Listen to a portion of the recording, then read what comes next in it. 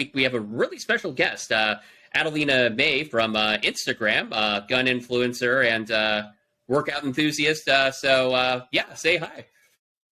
Hi, everybody. Cool. And then we've got Bobby and Malcolm returning this week. Hey, what's up, guys? And Raphael, as always, with us. So can't get rid of me. I'm not going anywhere. Yep, not going. Me either, right? So cool. Well, yeah, I guess has anybody been to the range this week? Any events you wanted to talk about? What have you been shooting? I did a 4-day special purpose rifle training with Brian from Monarch Defense, and that was pretty intense. That was last week, and it was like, I don't know, it was like 50% hiking, like 40% doing math, and 10% shooting. So I mean, it was probably went through like 300 rounds in 4 days. So not too much shooting. But it was fun because it was the first time I was like able to use my rifle in an environment that was more made for. So I didn't have my Knight's armament upper and my LMT lower, and it's just like sitting in my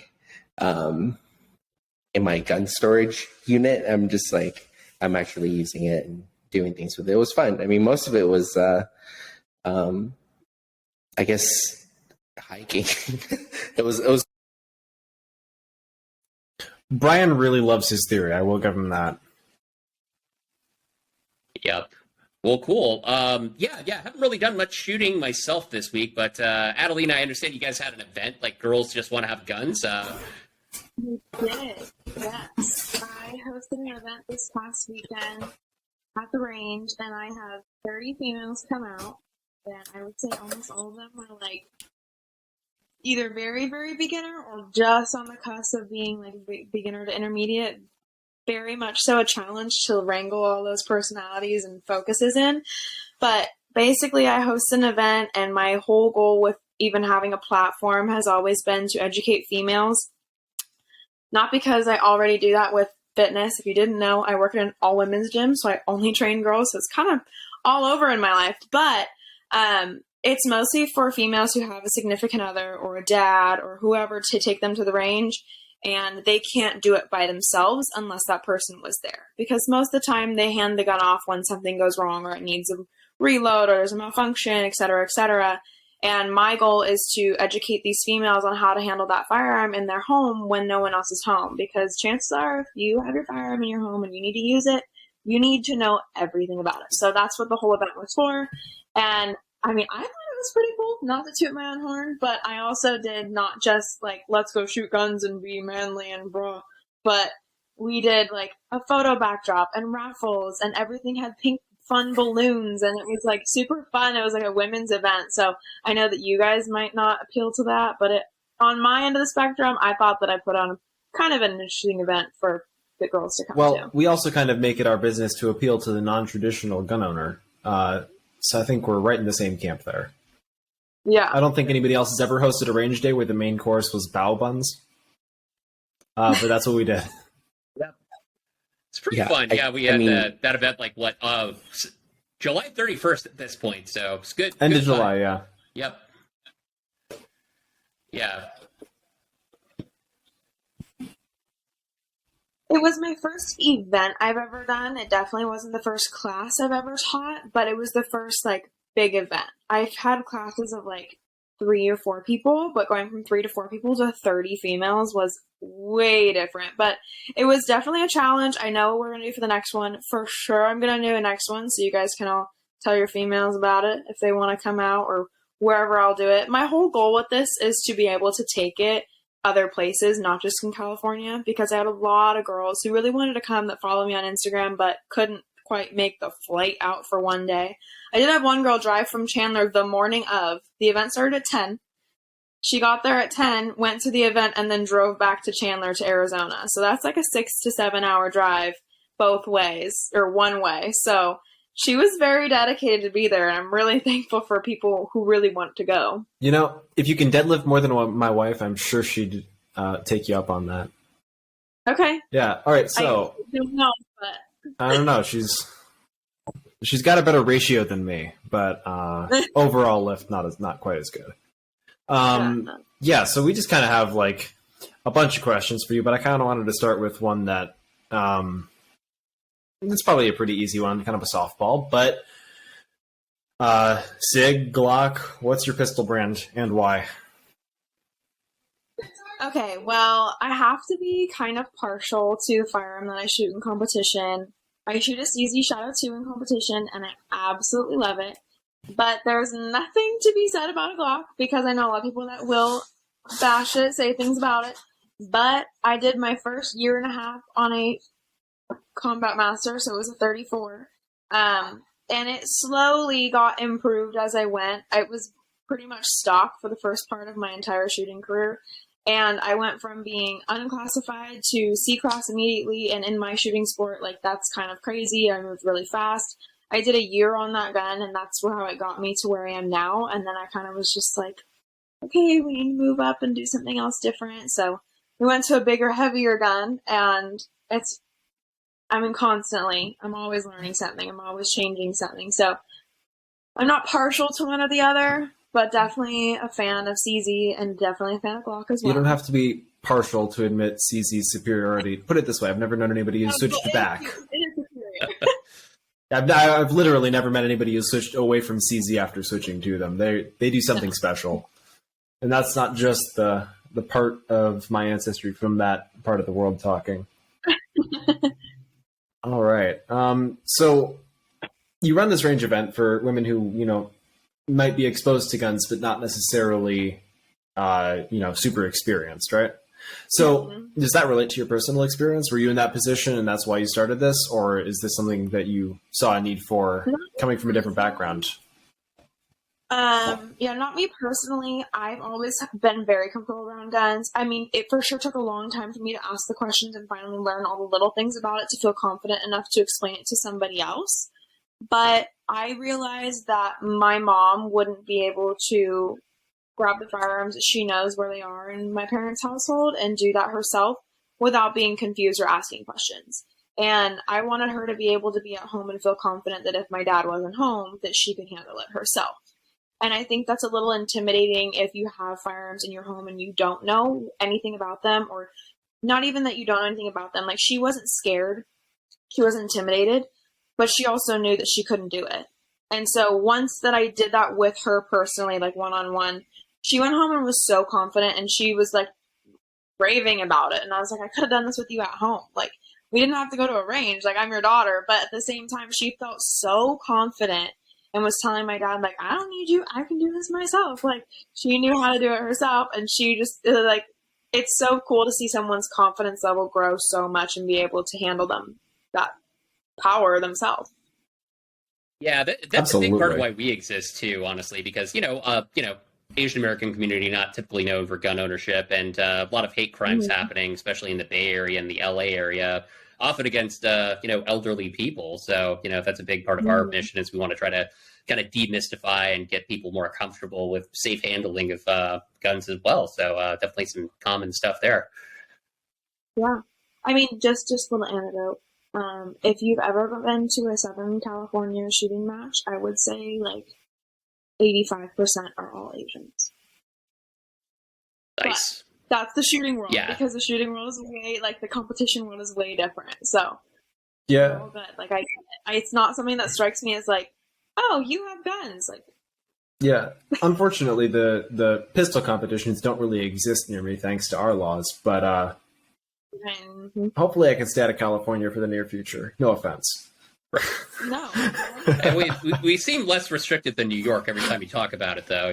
Oh, it's a lot better there. I think we have it far worse. But if I'm going to leave, it's not going to be for there. Nice. So, in your personal experience with guns versus teaching others, what's the biggest challenge you've noticed yourself have versus other people have? Like, what's the barrier to getting there with firearm proficiency, in your opinion? Well, one, I think you have to want it. I think some girls, they want to go and they want to shoot because it looks cool. A lot of people want to do it just because it looks cool. And I don't think a lot of people realize that there's a lot of really, really technical parts into going. And like in my world, you have to shoot fast and you have to shoot accurately. And there's a lot of training and technicality that goes into that. And I'm so far from being at the top level at all. So far. But I get to learn something every day. And I've trained with some of, in my opinion, some of the best shooters in the world. World ranks, all the above. And I've still had people who weren't that and were still able to teach me something when I went to a local match or went to a match. And I've definitely been the one subject to... Sorry. That's my puppy. Oh, yeah. But mine's barking in the other room, so don't feel bad.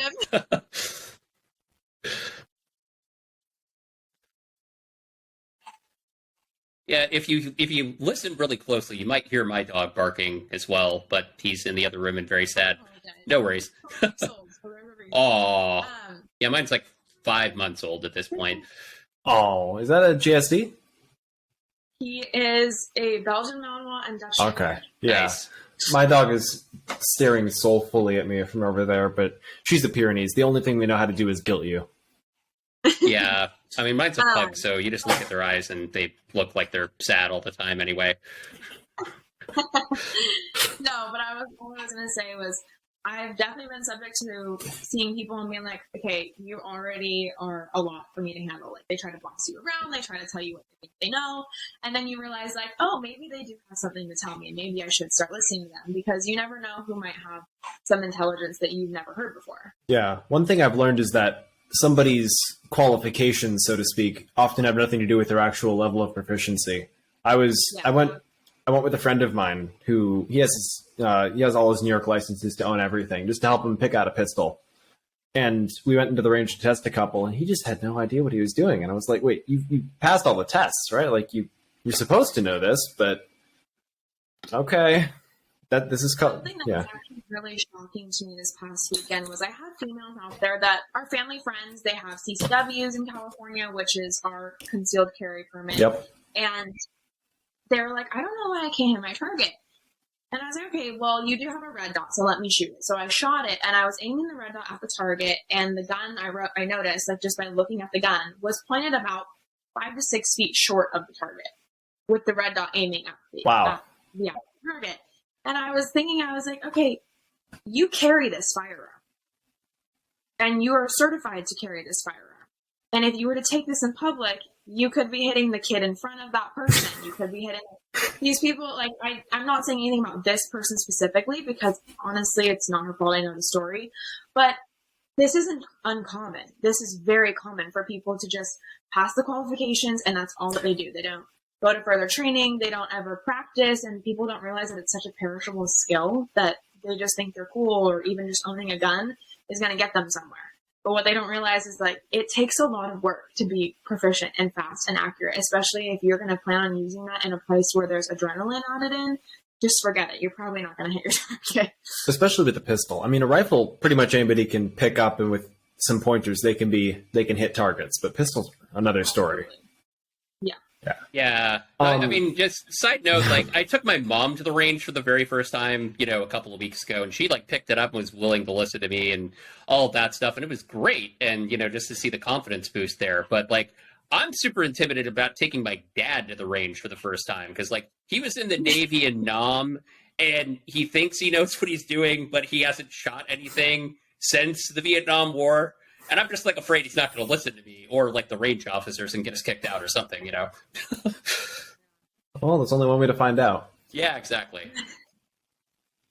So, as a woman in the gun world, things are opening up. The old NRA culture is kind of dying down, as evidenced by us and you and so many other cool people. But have you ever experienced any, discrimination, unpleasantness because of that?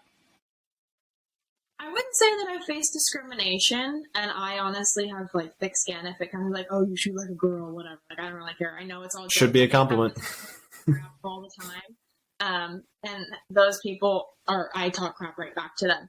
But I do get, like, just minor things said. Like, I've recently, my last snatch, somebody, I was fully expecting it to come from them, And he was like, oh, dang, you're really good. And I was like, yeah, I actually can shoot. And they were like, honestly, full disclosure, I was not expecting it out of you.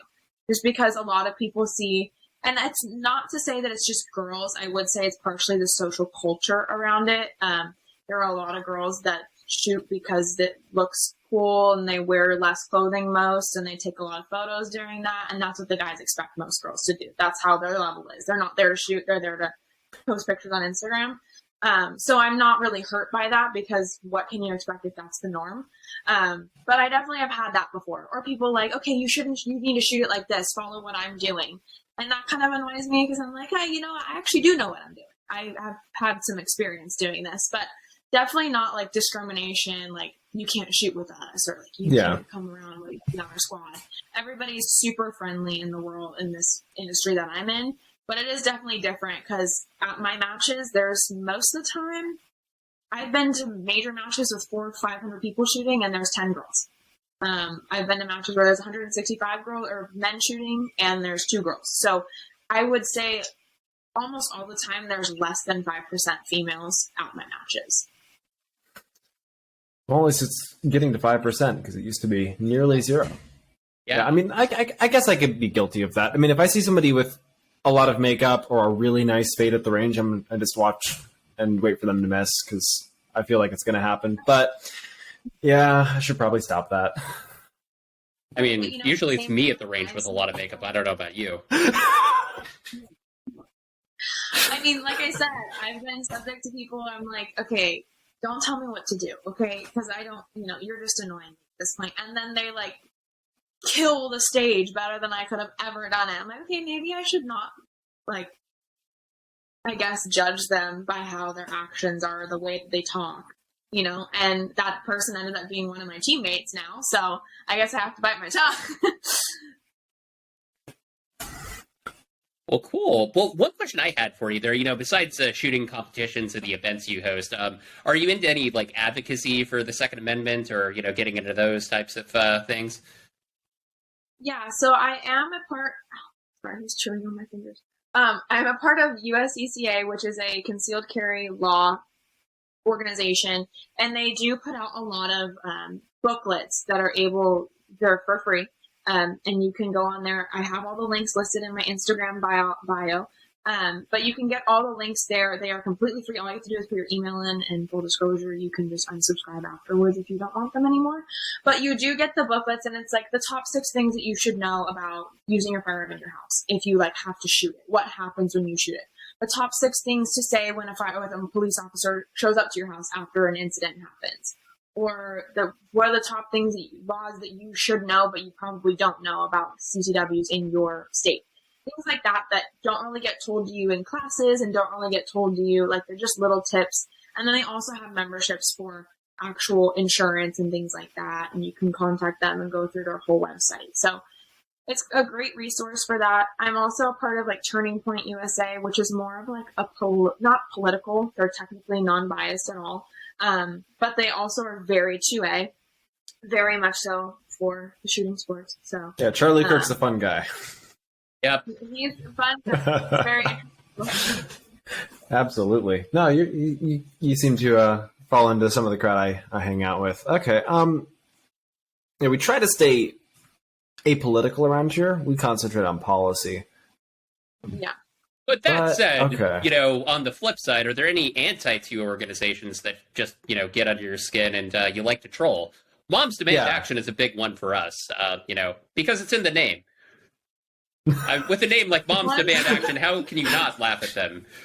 Yeah. So the reason I actually know about that organization, and you guys are really going to laugh at this one, because this is a good one. I only know about the organization because of Keeping Up with Our Kardashians. And yeah, that's like the most I know about these organizations, because half the time I try not to focus on getting too annoyed with them, because it gets under my skin, because people are just so uneducated, and I think that they don't want to be educated on both sides. They just want to keep focusing on what they think is wrong, which I'm not saying what happens to people is not wrong or is wrong. I'm just saying that a lot of people don't want to see things on both sides, and that starts annoying me when people don't have an open mind to the policy that they're talking about, because they don't realize what actually goes into effect when something happens with those laws. So the really nice thing about guns is that, unlike many of the other really, core things that we fight about in this country, say reproductive rights, everybody can go to the range and shoot a gun. Not everybody can go, so this is, something we can actually share. And I really like that, because there's literally no reason that anybody can't, well, not no reason, but most people can go to the range and understand. Right. And I think, I know that there are certain people who have been parts of those organizations who end up going and trying to take a shooting class because they have a little bit more of an open mind. And they still walk away a little bit intimidated, but they feel a little bit more secure in their decision. They're like, okay, I kind of understand it from both sides now. I can kind of see it from both sides. I still am not my thing. I don't like it. Great. But at least they made the effort to learn a little bit. And that's when I'm like, okay, I can respect your decision because you also respect my opinion. I do respect intellectual honesty over pretty much anything else. No. Hey, we got Malcolm back. How's it going? Hey, welcome, Malcolm. Kind of a shit show. Had to go download the app on my phone. I think go from there. So sorry. I think Malcolm's internet provider hates him. I think so, and you're not destroying my eardrums now, so I think it's an improvement. Oh, that's good. Yep. Well, cool. Well, yeah. Before we get into news, any events or announcements that you'd like to share with our audience, Adelina? Where can we find you if people wanted to? So you can find me. Honestly, I should be on more platforms, but I'm really only on Instagram. My name is my name. I don't know if my name is displayed on here. It'll be in the title. Don't worry. Yeah, we'll put it in the show notes and everything. But with a period in between. With nothing else. And then I'm also on YouTube. I have my YouTube linked in my Instagram bio as well, but I think all of my content really gets put on Instagram. That's where I spend most of my time. That's kind of where my following is, so that's where I push my stuff. And any events coming up will always be announced on there. I am going to be doing another female event hopefully soon. I just don't know when, just because I kind of needed to get over the hump with this one and then get into some, holidays and things like that. But I will be planning that hopefully soon and possibly in another state. So I will announce that as soon as I get to know. Very cool. Well, yeah. Open invite if you ever want to attend any of our events there. We're doing another one on November 13th up here in San Jose. So if anyone wants to make it up north, just let us know. Yeah. Cool. Or we could collab on something sometime. But that's spitballing way out there, but it could be pretty cool. I do have one more question that's also a segue. So 3D printed gun community, are you into that or no? Honestly, I don't know enough about this to comment on it. I have been, people have reached out to me asking if I wanted to, be an ambassador for companies like that. And I just didn't really get into it because I don't want, not that I don't want to touch controversial topics or, anything that could be, out there. But at the same time, I really just want to stick within what I know, and I don't really want to go very far from that just because what I can do is what I can do. Makes sense to me. Well, that segues nicely into the news because the LAPD, in their infinite wisdom, they are horrified by ghost guns, which they've reported 400% increases in seizures of ghost guns over the last year. Now, there's only 10% of firearm homicides have been committed with ghost guns, but the fact that they are illegal in LA means that they've been seizing them, and they're calling this an epidemic. Yeah, I mean, I'd like to see their definition of ghost gun because, technically, isn't it anything unserialized. That's just unserialized? Yeah, so it's you could have be part of your gun that is unserialized and okay, doesn't count almost as unserialized. Yeah. So a ghost gun typically means something that's made from 80% or something that's 3D printed. Or a pipe shotgun. If you have a gun that you remove the serial number on, that's not a ghost gun, that's generally stolen, and that's a different category. Or if you're being accidentally sent yours to a bad person to do Cerakote and they shaved it off, and I had to have them manually put it back on, so it's legal now. Wait, did they take it off your slide? Yeah, they that's legal. Shredded it off the slide and was like, what the fuck, dude? There's nothing wrong with that. That's engrave them on. Scott, that's legal. That's legal? Okay. So I was just being a phone. Yeah. No. So that's just a manufacturing convenience, basically, to align parts and be able to sell in other countries where all parts have to be serialized. But no, in the U.S., that's not really a thing anywhere. Yeah. Okay.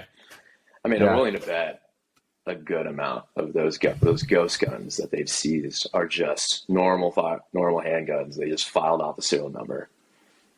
I'm willing to bet Yeah, that's most of or them. polymer 80s are huge in California. I mean, everyone wants one. Mm-hmm. They're I mean- huge in California. And honestly, I mean, I think that they're spending a lot of time on something that has been around for a long time, and for it just now to be an epidemic is a little ridiculous in my opinion. Because at the end of the day, people know how to make guns. People can get a lathe. People know how to do that. So it's not like, I mean, I'm not going to say the magazine. I'm not going to say who put it out there, but there has been magazines that literally explain how to do it, and they publish it. It's not a secret. Oh, we'll put it out there. Gutowski's big on that. We love the reload. Oh, well, there's also another one that put it out there. They also put out, like, how to do a pipe bomb and stuff, too. So, anyways, but I just think for it now to be an epidemic, like, I remember talking about Ghost Guns when I was, like, 5, and not knowing what it was about and asking questions, and then being like, oh, that sounds like it's probably not a good idea to get caught with them. And then we just didn't talk about it ever again, you know? Out of curiosity, have you ever shot a polymer 80? I have not, actually. Oh, highly recommend. They have a more 1911 style grip angle. They're phenomenal. Much easier to shoot than a Glock. I love them. Yeah, no, it's like they're seriously ergonomically improved. Glock clones generally improve some things, in my opinion. I just laugh at the slogan Glock perfection, and then the fact that every single person modifies their Glocks because they're Yeah. right? I mean, it's more like Glock Honda Civic, you know, because that's what everyone does to the Honda Civic. Just mod the hell out of it. That's what we relate it to in the gun industry. Yep. Well, they can take the punishment like a Honda Civic. But in Exactly. reality, we all like those weird European things. We know it. We do. Well, speaking Yeah. of non-European things and the state of California, nice segue there. Oral arguments were heard in FPC's lawsuit in the Ninth Circuit Court of Appeals against California, specifically LA and Ventura counties, due to their shelter-in-place orders that closed gun stores from around like March through May of 2020. It's kind of interesting. There, we'll link to the arguments in the show notes, but yeah, it's kind of interesting to see that come full circle as somebody who like literally bought their gun the day that shelter-in-place orders got into effect, and so I had to wait like 50 days to actually get my first firearm because of this. So kind of vested interest. It was kind of nice to see it come full circle and actually be heard in a court. Yeah, Scott, you were directly affected. How did that affect you? Because, I mean, like, I didn't buy any guns during that period, and New York didn't have as big of a problem. But, Adelina, like, did that throw a wrench in your works at all? So actually, I worked in the gun store during that time, and So, yeah. There you go. we did not get shut down. We had days where we could not sit down and we could not like do anything like other than fill out DOJ paperwork because we were just selling guns left and right. That was right when the huge boom of the firearm industry went. That's when everyone bought all their firearms, and now there's shortages of ammunition because everybody bought firearms. I think What a there shocker. was like 3 million new gun owners within like the first 2 months of that happening. We've added like 7 million this year, so I think that's probably about right. Over half of them are women, by the way. Yeah. That's Mhm. right. I've done a lot of like transactions during that time. So the only thing that did affect me was like we did have a lot of DOJ delays because of how infiltrated the system was. Mhm. So we have been, or like we had a lot of people that had to wait the full 30 days. For in California, you have to wait 10 days to pass your background check, and you have up until 30 days afterwards to pick up your firearm. We were at the point where we had to have people call us instead of come in because they would take the full 30 days to approve the background check because the system was so infiltrated. Wow, I've never Yeah. heard of So- NICS being that bad. That's exactly what happened with me. It's because California I bought doesn't use it NICS. and then California waited the uses 30 drugs. days, and then the store that I bought it from ended up going bankrupt because they couldn't reopen. So basically, they canceled the whole transaction, and so I had to wait, for stores to open back up before I could actually buy my first gun after that. So, Bobby, what were you saying? Because Bobby's actually in the process of getting his FFL right now and opening his first gun shop. So he might have some expert knowledge on this. Oh, I was just saying how California doesn't use NICS, it uses DROS. Oh, do they have their own? Yeah, California has their own. Okay, yeah, because I believe most of the time it's instant, but sometimes it could take a while. Because I guess it depends. Where I am, we use NICS, but we also have a provision that if NICS takes longer than 7 days, you just get it. So that's a little bit of incentive for them to keep the system running so that you can't just waltz past it, which is really nice. So yeah, I actually listened to those arguments live. FPC, those guys are fire, by the way. But they did their lawyer was doing the arguments, and I gotta say, the government's lawyers just really don't know anything about guns, and they seem kind of stupid. Not surprising, just par for the course. Just kind of sad. Yeah, I think at one point they compared gun stores to bicycle stores, and they were arguing that bicycle stores were more essential than gun shops based on the off chance that an essential worker was going to be biking to their job. Watching the judges' faces during their arguments was great. It was one of the judges just asked, "Are you calling me stupid?" in about as many words. It was wonderful. So I think we're in good shape on that one, and I think that gun stores are going to be considered essential when the Omega wave comes out. One big one that this data has been circulating for a while, but NPR finally got on board and recorded it and wrote it down essentially. So the feds say that there were 235 school shootings in 2019. This is a statistic that's been circulated for a long time. Nobody really questions it. So NPR investigated these numbers, called every single school that was listed as having a shooting, and more than 2/3 of those never actually happened. And our remaining 2/3 were somebody shot a firearm near school grounds, causing an alarm, or somebody brought a firearm to the school, it got reported, but nothing happened, which, I mean, I live in a rural area. That's perfectly normal. I know kids who still bring their shotguns to school daily, and that's completely normal during deer season. Nobody cares. So yeah, it turns out that that argument that Europeans always like to use or online is, not really true, because we don't have a school shooting every day somehow. Yeah, well, it was interesting to have it coming from NPR of all places. You would have thought that maybe they wouldn't report on that, but kudos to them to actually, cite the realistic statistics on that. And I'm saying this as an NPR fan, by the way. All things considered, that's my jam. I mean, I heard that a while ago, that it was most of them that were reported were even if they found a bullet on campus, they would report that. So I think that was insane because, half the things that I do when I was in high school was at a shooting range. I always had bullets in the car, and they were, just fell out of my pocket. It's not a big deal, but it's the fact, I could have been potentially punished for that because I went to a shooting range before school, or what if they swabbed my hands like TSA? Would that have been reported as a school shooting because I had gunshot residue on my hands from 3 hours ago? I just think at what point do they, what are they trying to achieve by this? Because it's not causing more school shootings, it's not causing less school shootings, and it just looks bad. It's not creating, under my understanding, it's not creating any new gun laws to keep guns out of cars or out of bullets out of cars or stop people from taking shotguns in their cars during deer season. I just think that the only people who clue into this are the people who are uneducated, and they're really just catering to people who are uneducated and don't want to be educated because they just want to listen to statistics that are not completely factual. Yeah, well, don't worry about getting your hands swabbed. Right after our July 29th event, I'd shot maybe 1,000 rounds that day. I reeked of gunpowder smoke, drove right to the airport, hopped on a plane. They didn't blink. So really, yeah, no, I was fine. No, I had powder burns on my hands. They just didn't look twice.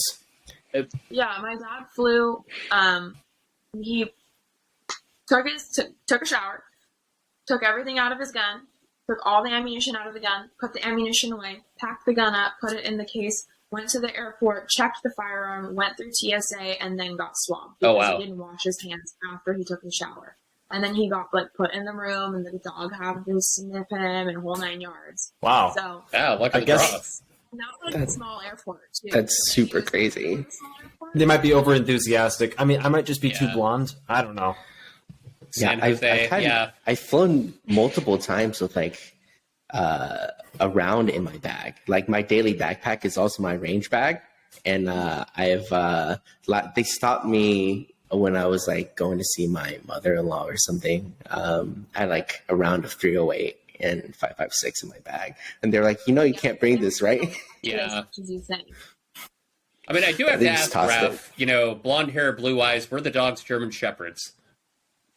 I don't have blue eyes, and I'm Russian. Okay. But German Shepherd, I was trying to go somewhere with that, but oh well. My dog is French, so I don't know what you're trying to say here. I don't know.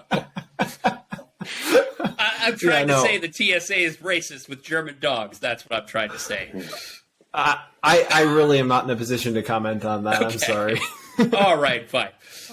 The only thing I've got going for me is that Hitler didn't like my relatives, so he killed them. Moving on then. Let's do that. Okay.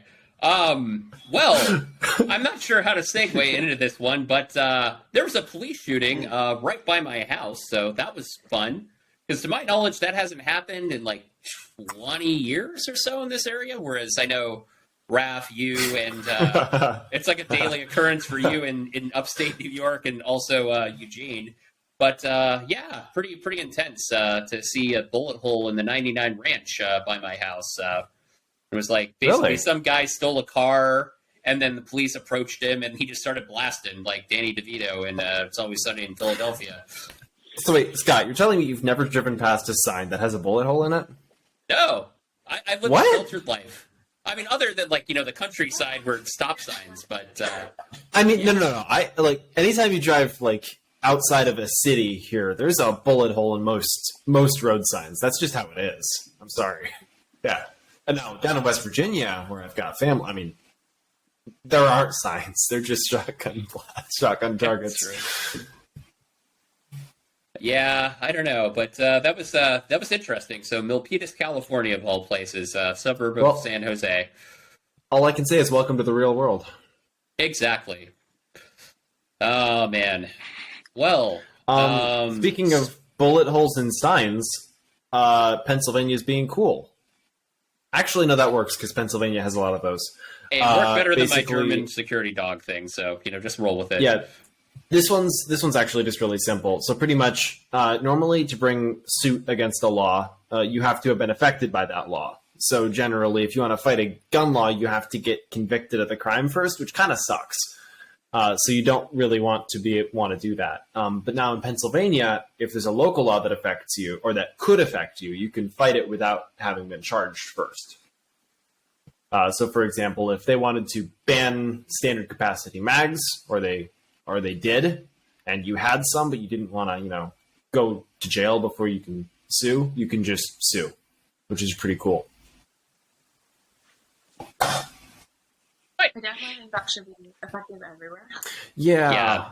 Honestly, there's two things I want, and that's reciprocity in every state, so you can get your CCW anywhere and use it anywhere, and a ban on bans.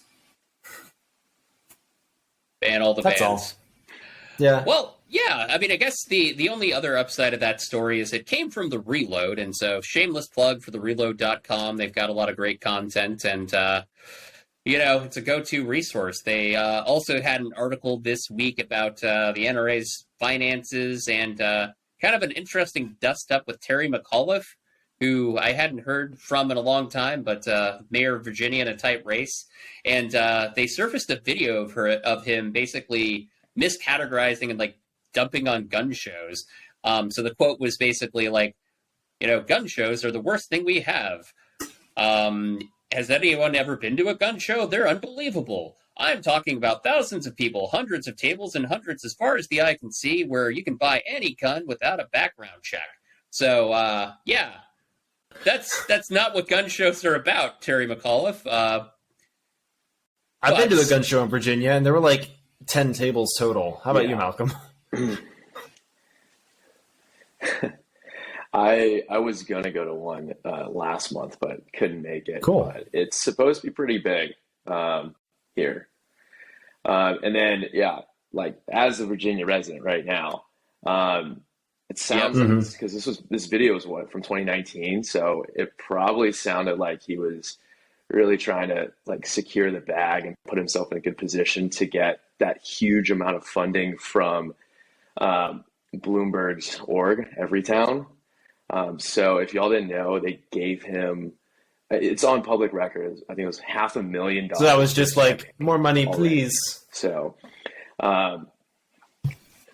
yeah, it really is. It's like, yeah, like I think in the past when he was governor the first time, he was a little bit more center, but now he's gone off the rails. I've read his like summary of his plan to fight, the gun epidemic, the gun violence epidemic. And he's basically at the, like,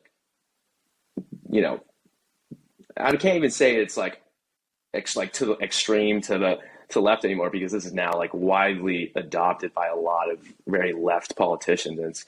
He wants to ban all assault style rifles or weapons, put limits on magazines. He wants to classify it as a health crisis. He wants to create an office in Virginia to do more research and stop I have an gun idea. violence. How about you do the it's a lot of research nonsense. first? So he's very much Also, I mean, anti-gun. Virginia's already kind of made it clear they aren't going to stand up for Yeah. that. Remember that big rally in Virginia a few years back? That, like, everybody marching? Do you remember that guy with the Barrett who was just running around? Yeah. Yeah. Yeah, well, that guy is my local range owner, so... I don't recall that one. Yeah, this guy... So my local range owner, he's a big dude, and he just shoulder carried That's a so Barrett funny. all day at that rally. It was a beautiful sight to see. But you've got New York standing with you then. Yeah. No, that's awesome. It's, yeah, he wants to ban ghost guns as well, all night, the whole 9 yards. So, like a lot of, and I've spoken to quite a bit of, gun owners here and that are, they're Democrat. They've been Democrat for a long time, especially in Northern Virginia, which is a heavy, Democrat, majority. And a lot of them are like, I can't vote for this guy anymore. It's too bad. Like, I'm voting Republican for the first time. So it's very interesting to see how polarizing this race has become, because this is a huge race. I'm sorry, Californians. Virginia. Our quaint That's kind East of Coast politics must seem so benign to you. But we care, okay? We care. Yeah. We Yeah. tried with the recall, unfortunately, voting for this guy. but oh well. Well, we kicked ours out, but we got a worse one. She's not good. All right. Well, she's kind of weird though. running- Like, didn't she used to have a really good NRA rating, like before she became lieutenant governor? Yeah, I don't want to talk about her anymore. She spent the last few weeks being dumb. Yeah, but we're running low on time here, so let's run through the rest of the news. Okay. A Virginia gun rights group basically slapped back at a power company that was trying to make a political statement and keeping some of their people from voting for a pro-gun candidate. So that's the same race that we're talking about right here. It's Glenn Youngkin, who is opposing McAuliffe. And see what we did there? Yes. We gave you two Yeah. Virginia stories this week, Malcolm, because we haven't seen you in such a while, so it's all you. So I'm going to save the New York story for the end because I love it. It's continuing. So Ohio, which has become something of a pretty cool state lately, as opposed to boring, which it is. So they are introducing legislation to ban cops from grabbing guns from riots, which is it's nice because getting your gun back from the cops is a whole hassle. They don't like to give them back, and that's it's pretty much the end of it. So they're trying to keep that from happening, which is, it's not necessarily, gun control, but it's keeping things nice and tidy, which I like. One more FPC or this is GOA, I believe, but a court case that I watched as well. So the full Sixth Circuit Court, en banc, so the entire panel of judges is taking up the legality of bump stocks, which means we might get our fun little rat-a-tat-tats back. So Trump banned them by an executive order to the ATF. The legality is somewhat iffy on this one. And from the case or from what I listened to of the case, the government's lawyer really doesn't understand what a bump stock does, how it operates, what the difference between a bump stock and a full auto sear are, and that you can bump fire a weapon without a stock specifically made for it. So real competence on display. This is what your taxpayer dollars are paying for. Great job, everybody. Finally, 2 weeks left until FPC starts arguing our case in front of the Supreme Court. So New York is a May issue state, which really sucks, as I'm sure you Californians know, except New York's worse. Yeah. We also have Santa Clara permits County. to own. Yeah, well, we have permits to own pistols as well, and every pistol has to be registered. So it's pretty sucky. But that May issue part is being argued in front of the Supreme Court on November 3rd. So please donate to FPC. I'm sick of this. Yeah, exactly. All right, that's all for the news. All for the news. Yeah. I do want to add on to that Dominion Energy story. They have now recanted or put out a statement saying that they did not do enough research when they were donating that money to that PAC. So they have taken that back. Yeah. But the damage so I'm sorry that we had to bore you people from Sunnyland with our snow news, but we just have weather. That's the way it is.